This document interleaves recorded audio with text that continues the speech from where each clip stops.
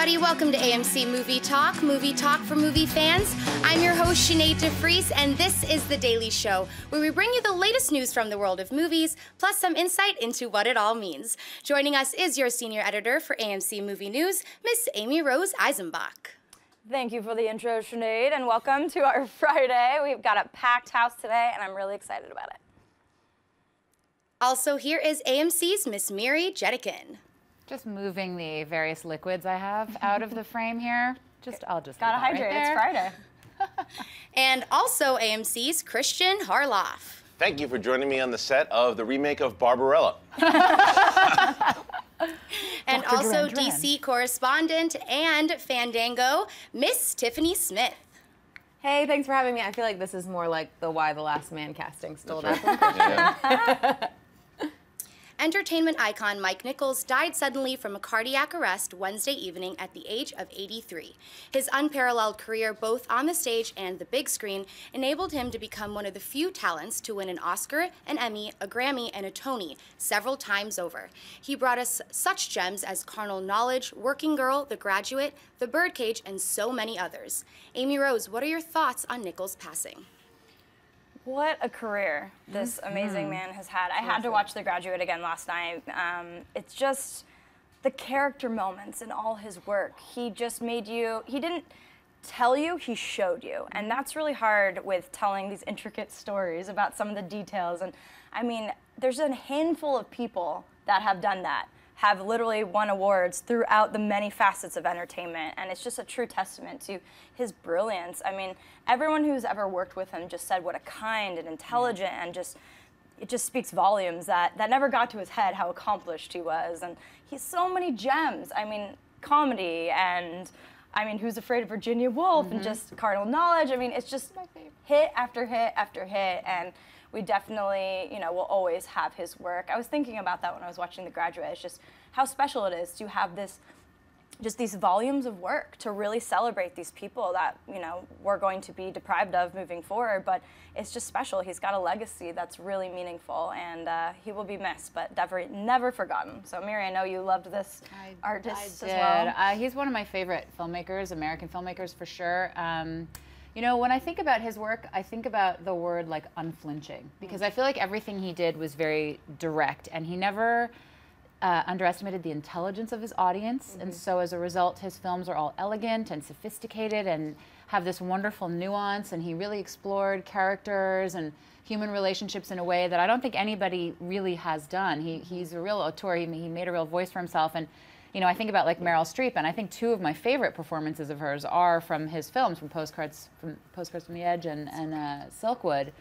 And what a loss, but at the same time, you know, he had such an illustrious career, such a long life.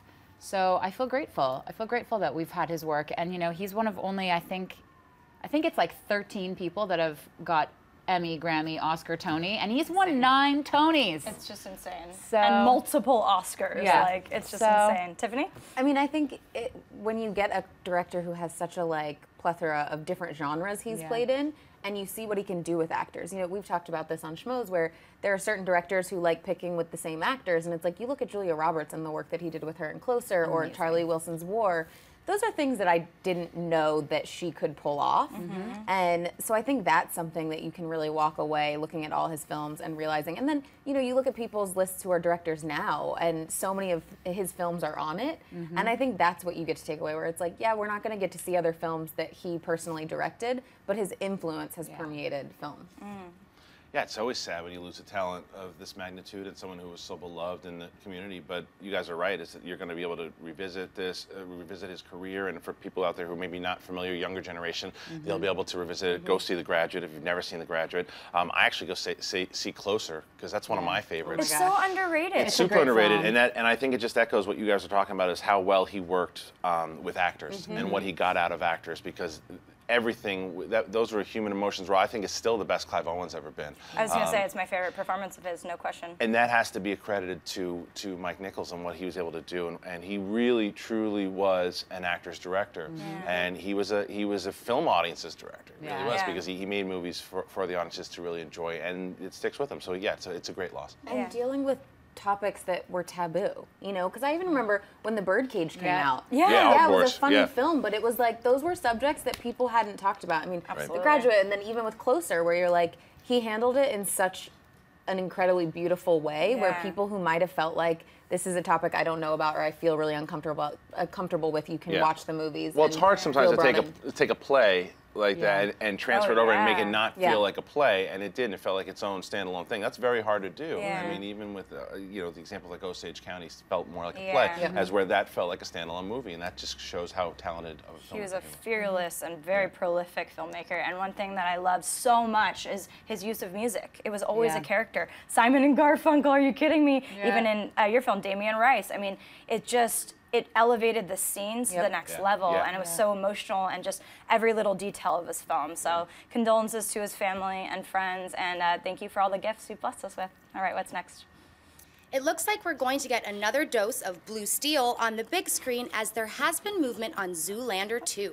It's been reported that Penelope Cruz has signed on to star alongside Ben Stiller, who will be reprising his role as the lovable but dense supermodel Derek Zoolander. Rumors are also swirling around that Will Ferrell will be back as the evil Mugatu, and Owen Wilson will return as Zoolander's rival Hansel. Christian, would you like to see a Zoolander 2, and with Penelope Cruz as the female lead? I'm going to start with this. All right, comment board. All right, comments. I'm ready for it. I didn't care for the first Zoolander. No!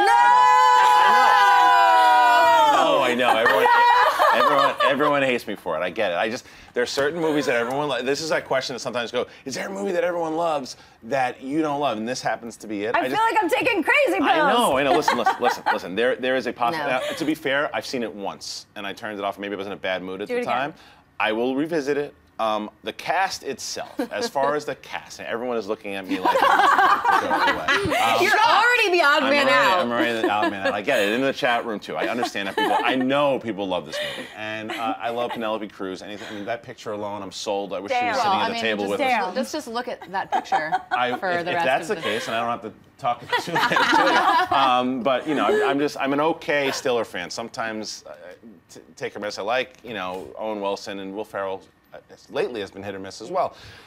So I hope that I see it again and I like it, but it doesn't super excite me like I'm sure it does you guys. Oh my God. Okay, first of all, I love Zoolander. It is quirky, it is bizarre, so hot right now, Hansel. Like, there's so many amazing quotes, and I also agree, Ben Stiller's hit or miss for me. This was a hit.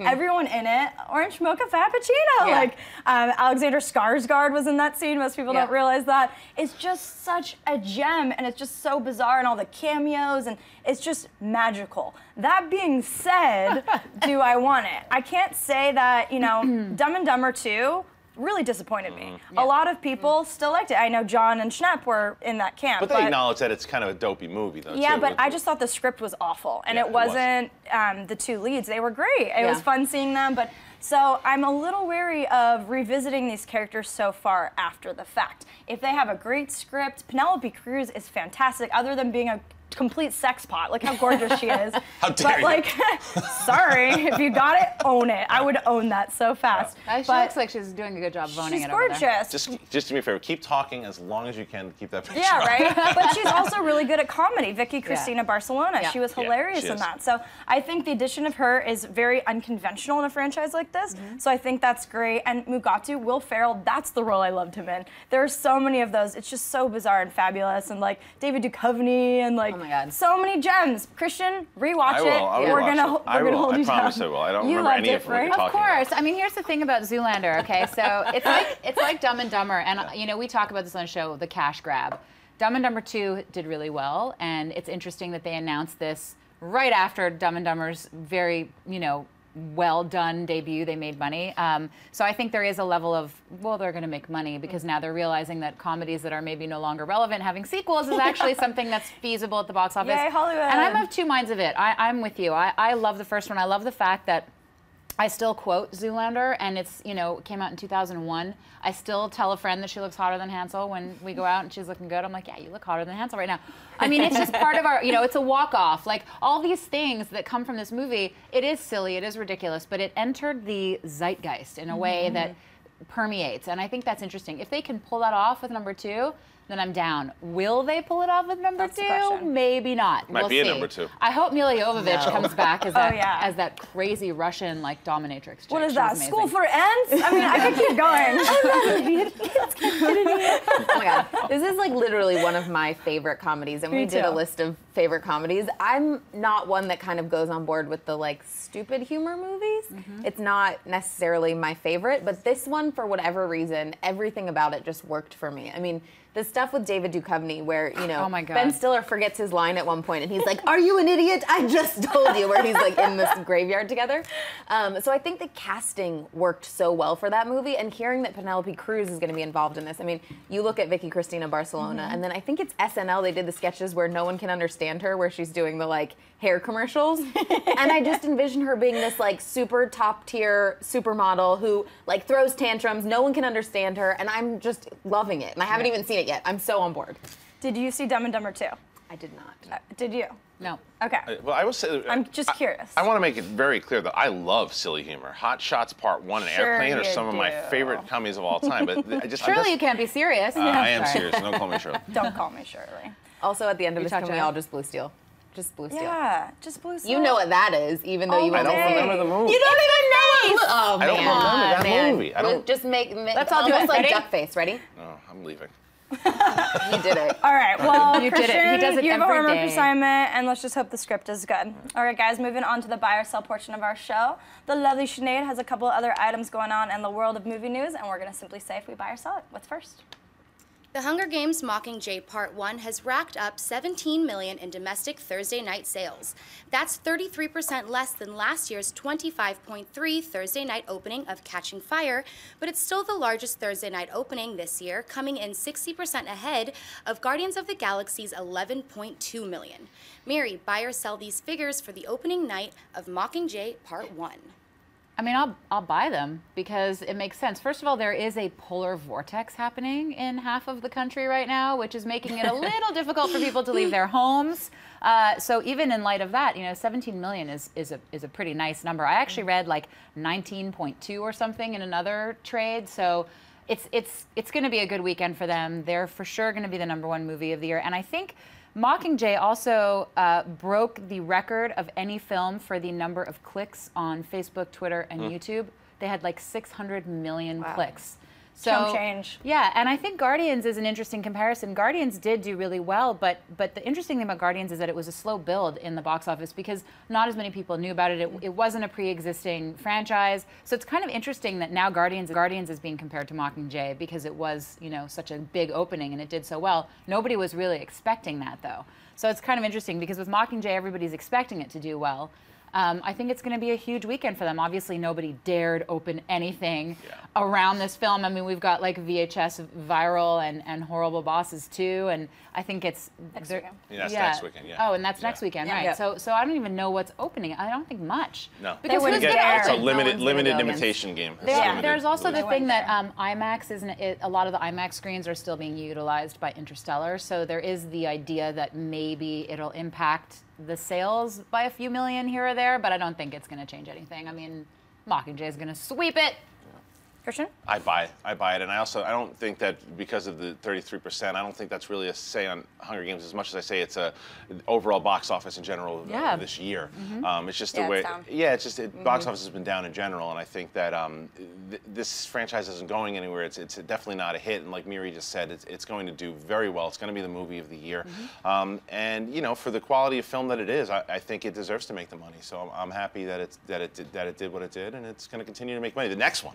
You think this made a lot of money? It is on. It's on for the next one. Especially for those who read the book. Yeah. We know it's coming. Well, but it's the end. It's the last. It's Of the last course. chapter. It's gonna look blow at it Harry up. Potter, Right. look at Twilight, look at all Yeah. Yeah, I those. wonder what that's going up Literally. against. Yeah. Tiff?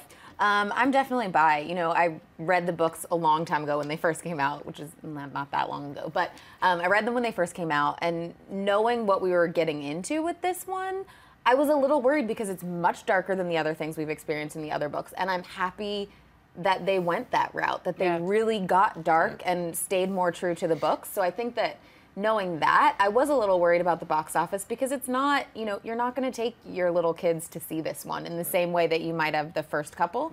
Yeah. So for me, comparing it to Guardians, I think that it had a couple of things weighing against it because of that, so it makes sense to compare the two of them. But do I think it's going to blow Guardians out of the water? Absolutely.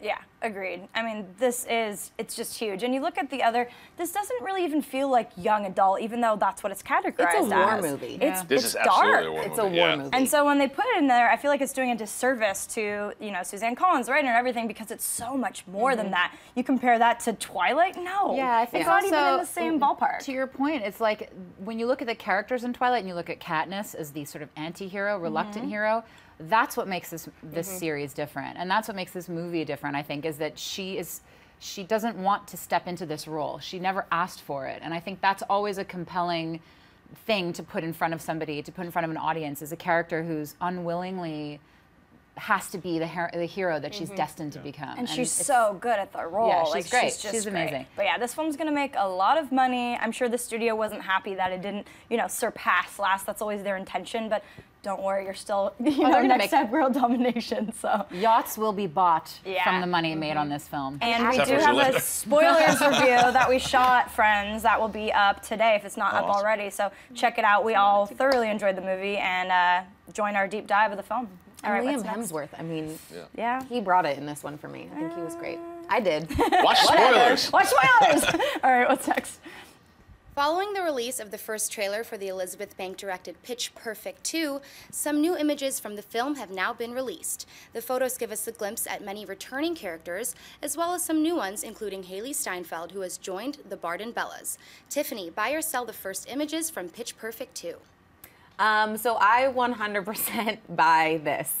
I think when the first movie came out, everyone, myself included, didn't know what to expect. I went in and was surprised and loved it.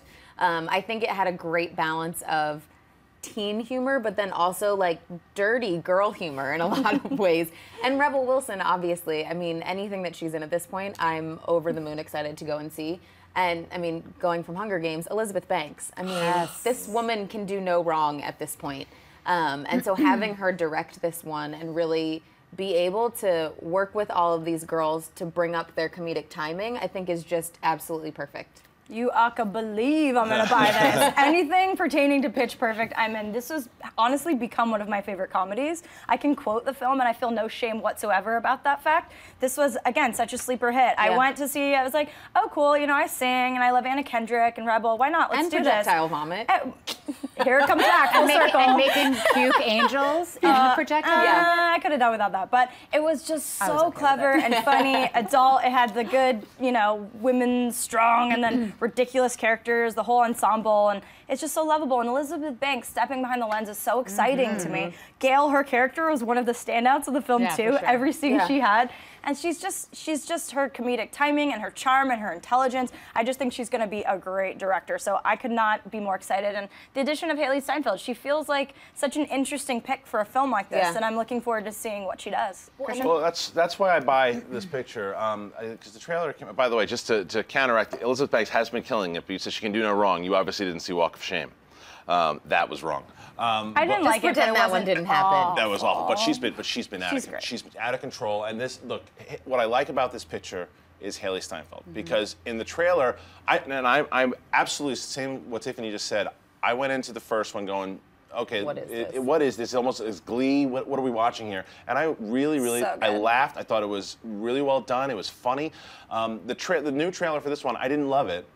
Because I thought that it was too much of the singing in the beginning, and I don't know, it just looked like maybe they're holding back because there's so much awesomeness behind it. I absolutely think that they're holding back, and I'm very much looking forward to it. But one of the things that was missing for me was more of her. This looks like she's front and center in this thing, and she's going to be a bigger role than it showed in that trailer. And I like that they're not revealing it fully. I agree, but I wanted to see it a little bit more. But I'm in for this movie. And if you see her in Begin Again, I think it's one of those things where you realize, like, these girls can all actually sing and perform, and they're not just going for somebody who can fake sing, So that's why I was excited. Anna Kendrick has a beautiful voice. Yes. Good pipes. Yep, she's got good pipes. So you've said it all. I mean, I agree with you that the trailer wasn't like everything I hoped it would be, but then at the same time, I feel like it's just the beginning. It's the it did its job to get you excited that it's coming out. Yeah, and I'm like psyched a big part for Haley Steinfeld. I mean, I will say there's one moment in the trailer that I laughed when they're like having the European face-off, and the woman is like, Yes, you know, she speaks 8 languages, but she does not speak loser. I don't know why I thought that was funny. It's like the dumbest joke, but I laughed. I LOL'd. So, you know, I'm looking forward. Stairs too. Yeah. I the stairs. Only Rebel Wilson could pull that off. Where I'm like, I used to ride around in a hamper basket when I was little, and my sister would shove me down. So I was like, her dry humor is just so good. She's like all her lines, leave it. It fuels my hate fire. Like everything. Yeah. I love that movie. I'm so excited. All right, what's next? Mel Gibson appears to be getting back into the director's chair as he's in talks to helm a World War II drama called Hacksaw Ridge. Based on the true story of war hero Desmond T. Doss in 1942, Amazing Spider-Man star Andrew Garfield is in talks to play Doss. Amy Rose buy or sell the sound of Hacksaw Ridge, with Gibson directing and Garfield starring. This is an enthusiastic buy for me. Regardless of his personal shenanigans, we'll call them, he is a world-class director. He really is. And Braveheart is still one of the most epic war films ever. And if he's returning to this genre, sign me up. Andrew Garfield, brilliant move on his behalf. It's just kind of like Spider-Man. We don't really know what's going to happen with all that. So why don't you slam it out of the park, star in this war hero film with Mel Gibson, a really good director. The story is unbelievable and amazing. I'm already in because I love historical pieces that are based on true stories like this. So I am in. Mel, maybe this is what's going to get you back in the public eye. So I know you really love him as a director as well. I'm buying this more than I could buy anything, and I know how touchy of a subject Mel Gibson is here, and I understand. Like, the stuff that he did was horrible. Pretty awful. Horrible. Everything that he's done and he's been in trouble for has been horrible. What I hope happens is that this is, like you said, a platform to where he can redeem himself. We all love a comeback story. We love it if he can redeem himself, if people can forgive him. They might not ever be able to forgive him. But in regards to what he's able to do as a director, my God, is this guy talented. He does everything that it needs to be with emotion, cinematography. He knows exactly how to film, and to work with a class actor like Garfield. Yeah, I want to see it, but I hope he can get himself back in that beloved status. It might never happen, but I hope it does. This could do it. Mary? Yeah, I'm super, super enthusiastically buying this. You know, he wrote, the co-writer, I think his name's Randall Wallace. Braveheart. Yeah, he co-wrote Braveheart. He's supposed to, if this happens, he's supposed to write this as well. So that's like yet another reason why I would buy this. I agree, you know, this debate happens all the time of artists. Can you separate the art from the artist? We've talked about this with Woody Allen now, with Bill Cosby, and you know, people do horrible things, and it is tricky and it is touchy, but I'm with you. I love Mel Gibson. I'm a Jew, and I love Mel Gibson. I still love his work, and I think he's, you know, I know he's said horrible things, and I think you're right. I'd like to see him hopefully maybe even come out and publicly talk about what he did and own it and be responsible for it, and maybe this will make people forgive him more. I don't know. I think when you're, you know, bringing Mel Gibson back into the fray of Hollywood epic big films, there has to be a change in him, you know, because I think that we talk about this all the time. People want to make money. That's it. Yep. So if he is a loose cannon that they're really worried about, I don't think that this film would even be in talks. Again, Passion of the Christ, Braveheart, some of the most visually beautiful, great storytelling. I mean, it's I can't even talk about that movie. Yeah, and I mean, I think it's really, it is hard for me a lot of times to separate the personal life from the artist. But I think of anyone with Andrew Garfield and, you know, how outspoken he's been about Spider-Man and the things that went wrong, I think that that partnership could be really incredible because I don't think he'd be afraid to stand up to Mel Gibson. If he did say something, I think Garfield would come out and say, I wish he didn't say this. This is what's going on. I don't think it would be something that's kept behind closed doors. I know we have to move on from this, but one of the things I think that has helped is that Robert Downey Jr. is very close friends with Mel Gibson, and he's been advocating a lot for Mel Gibson, and that's coming from a redeemable story as well too. Different. Of course. Very different. Very different. Very different. But the reason I say that is because when you have someone championing, it helps. It helps when you have someone championing. So, and not just from Mary bringing it for being Jewish and you also I think forget anyone would be offended by what he also said. got to remember what he did with women in general and the abusive conversation. So he's got a lot of people to apologize to. So that needs to happen. I almost can't. I would love it's so to come upsetting. back though. Yeah, they do. They do, but it is a tricky. You know, we're right. We have to move on from this, but it is. We could do a whole show on this topic because it is so complex, and there's so many moving parts. We shall see what happens, but it's definitely at least the right formula for him. We'll see how it progresses. All right, guys, before we jump on to mailbag, if you do have a question for us, we're going to leave a couple minutes at the end of the show for Twitter questions. Go ahead and send them to AMC Movie News on Twitter. All right, what's the first mailbag question? Kamar Tiller writes, "Hello, sons and daughters of AMC. I've been watching since the Man of Steel release and listening to you on my hour commute ever since. My question is, if Hugh Jackman retires and leaves the X-Men universe, is Fox already positioning Channing Tatum and Gambit to fill that hole? Are we almost to a point where the MCU has to think about turnover, and could Black Panther fill one of those roles? I personally always viewed him as Marvel's answer to Batman." Interesting question. We talk about Hugh retiring a lot, and it hurts my heart every single time. I don't know if Channing Tatum as Gambit can fill the hole of Hugh Jackman as Wolverine. I just don't know. I do think that with Foxcatcher, his career has continued to evolve. He's really maturing as an actor, and he's really just, you know, getting that gravitas that we've been wanting to see, because he does have charisma. He is good at comedy. I believe in his talent. I just haven't seen that yet. And Gambit is one of my favorite characters, and I want it done right. And so when I first, he wouldn't even be my top 10 of who I would have considered that. So I don't know if he'll fill the hole, because Wolverine has been the thread that has pretty much connected this universe. And that's not an easy thing. I mean, I feel like maybe we'll get an Old Man Logan before he really leaves the franchise. Again, this is all wishful thinking, but I don't know. That's a lot to bank on Tatum at this time. I'll believe it when I see it. But Gambit is a really interesting, fascinating, strong character, and if done right, he could maybe ease our hearts a little bit, but those are really gigantic shoes to fill, and I don't want Hugh to leave us. I really don't. And then Black Panther, on the other note, I mean, it's a very, very different setup with, you know, the X-Men versus, like, the Marvel Universe, because there's so many stars and there's so many gigantic superheroes in that roster. So if you do kill off, say, Iron Man, that's going to be a giant beating. But I feel like they would probably go with the Hawkeyes of the world, or one of the lesser. Sorry if you love Hawkeye, but that's how I see it. I like him too, but you know what I mean. So I feel like Black Panther is just really important, more for the diversity factor than filling a hole, because there's just so much. I mean, their universe is just not slowing down anytime soon. And X-Men, you know, even though part of Marvel, it's its own thing with Fox. So yeah, there's a lot to be said about that. I know you share my sentiments on Hugh. I love Hugh as Wolverine. I'm taking this question more as who I think is going to be leading the X-Men, or who would be leading the Avengers. And for me, from the comic book standpoint, Gambit is not someone who stands out as a leader of the X-Men. Rogue has led the X-Men. Storm has led the X-Men. Magneto has even led the X-Men. So I think that there's a lot of Havoc even. So I think there's a lot of possibilities there. I would like to see Rogue's story a little bit bigger. How about done right? Along with I've Gambit. hated her. Yeah, the love story between Gambit and Rogue is one of my favorite things of all time in X-Men. So I would like to see a bit more of that if they're trying to push Gambit and Channing Tatum to the forefront. I think they're going to do a lot with him. I think they are really banking on his, you know, how much everybody loves him and his star power. And then as far as the Avengers, you know, I think that we kind of saw it with Cap and Winter Soldier. Winter Soldier has led the Avengers.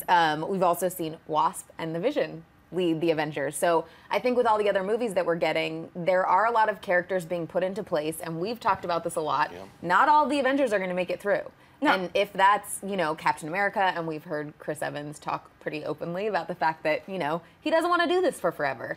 He wants to direct. Good for him. So I think that there is something to be said where you look at the comics and see what characters have led each team and go from there. And I'm hoping that that's kind of where they pull from. They just really need to redeem Rogue, because she is one of my favorite females in comics and not in big screen. And it's nothing against Anna Paquin, because I love her as an actress. It just didn't work. It just didn't work. They just made her such a whiny character, and she's not. She's a badass. So I hope maybe they would redeem that, because that is a good storyline. I want that big red hair with the gray streak and the southern accent. Christian? For me, I like to talk about Black Panther first. And from what it looks like so far, it looks like Black Panther is going to play the role of Spider-Man in the Civil War, unless somehow they come to terms with Sony, which doesn't look like it's going to happen. So in that line, he could have a very big role. We don't know how it's going to play in Civil War. I like to go back into like my old writing for wrestling. And in wrestling, what you would do is that you wait for those characters to go out, and the ones that the big personalities, when they pop, you see how the audience responds to them. Yeah. They're certainly doing that with Gambit. They know, and I do think, and I'm kind of on the same page with Campy, where I was not a fan of this guy for a long time. He won me over in Jump Street, and then Foxcatcher. I'm on board. I'm a And he works hard. He does, and that's the biggest thing. Is that he's a guy that is not going to half-ass it. He knows what this character means to fans. He's going to put the research. So he very well could fill that hole. I think that it's possible. Can he get the Cajun accent down? Maybe. He'll work hard on it. I don't even know if they're going to do that, though. No, they are. He's talked about that. One of the things you said, though, in regards to he's not a leader, Wolverine isn't necessarily a leader either. He's also the anti-hero. They push him in a lot of the leads of the films. In the comics, he has led. Sure.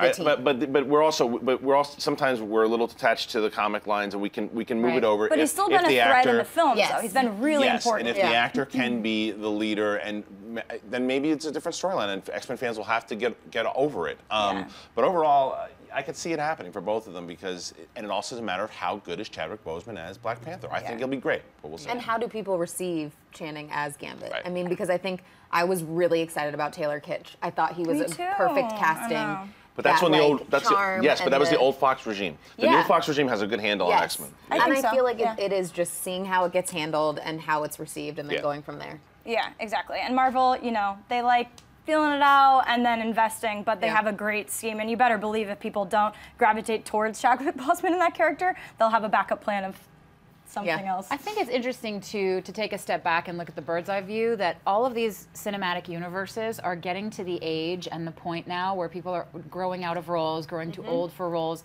and so we have to find these narrative solutions. So it's just the whole conversation is interesting because it's there's the huge comic universe, but it's so exciting. But then there's this whole okay, so Hugh Jackman is getting older. He doesn't want to play Logan forever. He doesn't look that way, baby. He looks great, but the point is that I find it interesting that we're in this now. It is like phase 2, not just of Marvel, but of like these films in general, and these kinds of questions come up, and it's very interesting. So yeah. I'm excited. As John Schnepp said, it's the age of miracles for comic book fans. So. All right, what's next? Brett Garrison writes, what actors in the millennial generation do you think, when all is said and done, will rank among the greats? A few in my list are Armie Hammer, Ben Foster, Paul Dano, Haley Steinfeld, Emma Stone, and Ezra Miller. I love this question. Ben Foster and Armie Hammer are a little older than millennials, but they're still young Hollywood. But the other ones are definitely more in that category. Ezra Miller, I've been seriously singing his praises since the first film I saw him in. He can do anything. I'm so excited that he's going to take on The Flash. I just think he's going to just bring it up to the next level. And everything he's done, I mean, he can really do anything. I believe in his magic.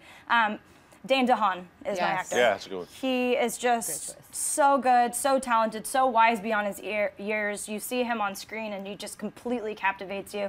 I see him as being kind of a young Leonardo DiCaprio, just really transforming, and hopefully people acknowledge him more than they have with Leonardo. Who's the first actor that comes to mind? Miles Teller, I think, is amazing. There's so many. Dane DeHaan is definitely one of them. I think in the female department, you've got Elle Fanning, you've got Mia Wasikowska, if I'm saying it right. I had to make a list. Rooney Mara, Elizabeth Olsen, Chloe Grace Moritz. There's tons of strong female actors that are coming up in that age range that are exciting. Saoirse Ronan, Brie Larson, who I love. I love Brie Larson. Greta Gerwig. There's so many, and a lot of them are women, which is exciting. Shailene Woodley is one as well too, and Logan Lerman is one. Logan Lerman's And great. if we're going in this age, I actually think Armie Hammer should get out of there. But for me, this may shock a lot of people that I'm going to say this to. In that generation, I think Shia LaBeouf is someone you put in there too. He's really talented. Well, just from my past things, what I've said about him. That's the thing. Is that as an actor, I saw Fury. He's the best thing in the movie. Great. I don't know if I've talked about it yet. He's so Baratheon's great. great, but LaBeouf really stands out in that movie. If he gets his stuff together and stops these shenanigans, the stuff that makes him Shia LaBeoufs, then he can go down. That's one of the nicer ones I've heard. But he can go down in history as one of a great actor. He brings it. He's a great actor. He just get the bag off your head. That's it. I mean, are we is Jennifer Lawrence a part of that? Yeah, age she's group? already She there. obviously She's is there, someone that's going to really stand out. I mean, I think for me, Emma Stone in Birdman was just like, I hate saying this because it's so like movie speak, but like a revelation in that role. because, you know, I've seen her do things, and I loved Easy A. It's funny, and she's always been, like, cute and quirky, and in that role, I was like, wow, there were moments where, you know, just the interaction with Michael Keaton where I was like, she is, like, in this role, and she's not, I'm not seeing her. I'm seeing the character, and that, for me, was just, you know, there's no doubt, I don't know where she can go. Everyone in that, seriously, there was no weak link. They were all, like, Oscar-worthy.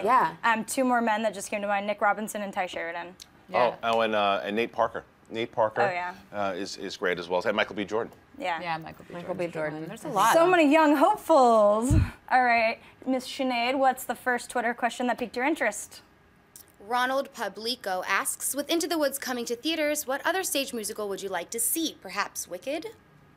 Oh, I love Wicked. I'm really excited for Into the Woods. I know a lot of people have seen the materials and they're like, I don't know what to think, but I grew up on this musical and it's just so clever, and they are singing. I know most of that you haven't seen, but the songs are so memorable and fascinating, and the cast is great, and our girl Anna Kendrick's in it. I mean, I'm really excited about that. They've done some of my favorites already. Chicago's one of my favorites. Singing in the Rain's one of my favorites. But yes, Wicked, if you haven't seen that, I mean, it's kind of like the untold from the villain perspective. They're doing that a lot now, and they've kind of taken it from Wicked. But I think that would be a great film if they get the right actresses. Who comes to mind? Mine is kind of along the same lines. Wicked is one that I would be excited to see, but I do think, you know, with TV shows like Once Upon a Time, you're seeing a lot of that already, you know, and I don't know if that would be something totally new. I am very excited for Into the Woods. I feel like we've been hearing about this for such a long time. Like, I remember when the casting was coming out and people were like, oh, they actually have to sing. And for me, Chris Pine, I love him. And I'm super excited to see him in this role, because I think even from the trailers, you see that he's kind of this terrible prince. Like, he's not actually a good guy, and he kind of plays into that and knows that, and then getting to see all of these actors sing on top of it, I'm just really excited. It's a Book According to Mormon? Is that what it was? Book of Mormon? Book of Mormon. Book of Mormon. I think that's one. I've never seen it, but from what everyone... You haven't seen it on Broadway? No, I've never seen it, but from what everyone's raving about it, and I think that's probably going to happen. I think there's been talks about it anyway. So. This is going to sound, I mean, you might not know this one, but when I was 12, I took a trip to London, England with my parents, and we went to see Miss Saigon, which is a modernized version of Madame Butterfly. Yeah. And it blew my mind as a child. And I remember just being in awe of this story, and it's a beautiful love story. I would love to see that as a movie. I think it would be a beautiful, beautiful movie. So. Yeah. Two more quick ones, since we're kind of running late. Kyle asks, is it a knock against a movie if it becomes less of an experience on a small screen? Avatar, Gravity, and now Interstellar. That's a really great question. I feel like some films, like the ones you just mentioned, should be seen. Like Interstellar, I don't want to watch that on a small screen, because the way the filmmaker shot it and the way it's intended is on the largest screen possible, because especially the way it's shot, 70mm, same with Paul Thomas Anderson, the way he shoots on 35 with the cracks, and just it's just beautiful on a big screen. But a good film is going to stand the test of time on anything you watch. I have to say, I was flipping channels, I was in bed, I was tired, I didn't feel like watching something I hadn't seen before. Gravity was on, and I was like, you know, I haven't actually seen this on the small screen. I saw it 3 times in theaters, and I enjoyed it. Yeah. It was a good movie. It's so good. The story was good. It was about this woman's, you know, it's a deep story, because it's about a woman who has to make peace with her past and survive at the same time, and I thought it was well done. So, you know, there you go. I do think that there are experiences, like I agree with you that Gravity is a good movie, but I think it benefits you to see that movie. Because it's an experience, not just watching a movie. It is. Like, absolutely. And the same thing with Avatar, is that those are their absolute experiences. Doesn't make them worse for being Avatar, maybe. I think sometimes it does, though. I think that sometimes it enhances the experience in those 2 movies that that email absolutely suggests, and I agree. It does, and they're movies that are made for the experience of going to the theater, and sometimes it doesn't always. Yes, and sometimes it doesn't always transfer over, and I think does it say anything about the movie? Maybe sometimes it does. I don't know, but I think overall it's intended for the theater. Yeah. So. I think it's, you know, where a movie that does well on the big screen and looks beautiful, like Grand Budapest Hotel. For me, that was seeing it on the big screen. It's so gorgeous, and you know, you feel like you need to see it in that. But then I watched it on my laptop, and I was like, this movie is still amazing. And so, do I think that it takes away? I don't know necessarily, but I do feel like if it can play both places well, then they've done a little bit better. And maybe your first experience in the theater, and then when you watch it after, you're I mean, like Avatar, it's like, you see it on the big screen. I think when you don't see it on the big screen, you're like, wow, this story is pretty weak. Ferngully last rainforest. Yeah, it is Ferngully. It is Ferngully. All right, last question, Sinead. Sinead. I'm not gonna lie. Alexander asks, hi AMC, love the show. If the Peanuts film is a success, can we see more comic strips turned into animated films? Absolutely. The question is always if it's a success, if it's by monetary standards, not just critical. If it makes a lot of money, I think we'll see a lot more. Its water bottle can be turned into a movie. I mean, anything can, especially if it's a success. So yeah, I agree with you. Calvin and Hobbes. Yeah, that's what, That's what I want. Calvin and Hobbes. As Chewie and Han. That's awesome. Done. You said it all. We're running out of time. All right, guys, we've gone over, but I've had fun. I hope you have as well. I'd like to thank my wonderful panel. Sitting to my left, Miri the Jedi. Yes, that's me. Forget Jedikin. I'm just a Jedi, so I don't even need to tell you where you can find me, because you already know, because I'm telling you.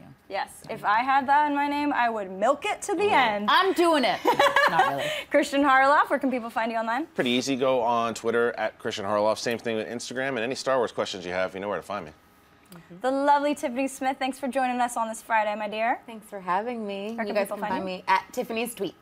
Tiffany's Tweets. Yep. And our lovely gatekeeper for today, Sinead DeFries, where can people find you? I'm on Instagram and Twitter at Sinead DeFries and at thatsosinead.com. And I'm Amy Rose with AMC Movie News. You can find me at Amy Rosie on the various channels. And don't forget, AMCI Indie Spotlight with the lovely Alicia Malone and I airs every Wednesday. Come get in on the conversation. So many amazing indie films out there. And don't forget, lots to see this weekend. Like, subscribe, support. You know the deal. Thank you so much. Have a wonderful weekend. We'll see you soon. Hey everyone, if you liked this video, click that thumbs up button and make sure to subscribe to our AMC Movie News YouTube channel. It's free and helps you stay up to date with all the latest movie news, as well as our daily AMC Movie Talk show. Also, make sure that you follow us on Facebook and Twitter to stay up to date with all of our special promotions, contests, and prize giveaways.